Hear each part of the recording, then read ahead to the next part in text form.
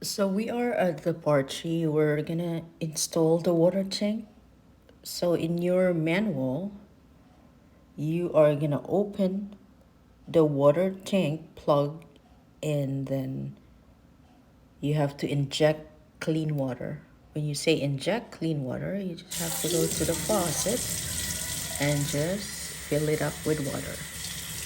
So that's the water tank. Make sure that that you close it out, the plug, before you insert it into the vacuum, so it doesn't spill. So there's instructions at the side of the water tank, so you won't miss it. And here, that's make sure that you push it tight. It's very easy.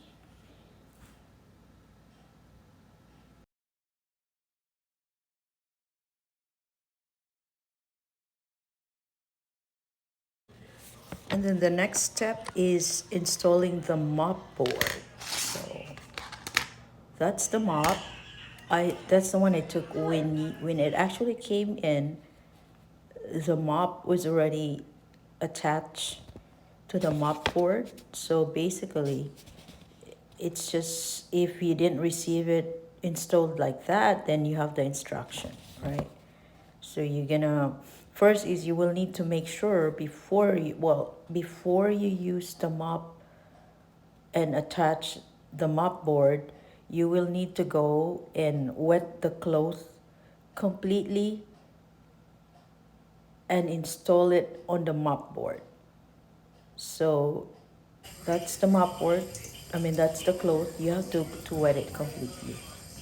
So right now, yeah, all you need to do is bring it to the sink and wet it completely and attach it or to the mop board. So all you need to do is nest the white edge of the mop on the mop board, and then the next step is to install the mop board on the host, which is your robot vacuum. So there is a slot there, so you couldn't go wrong because it wouldn't attach if you're not you haven't attached it to the slot.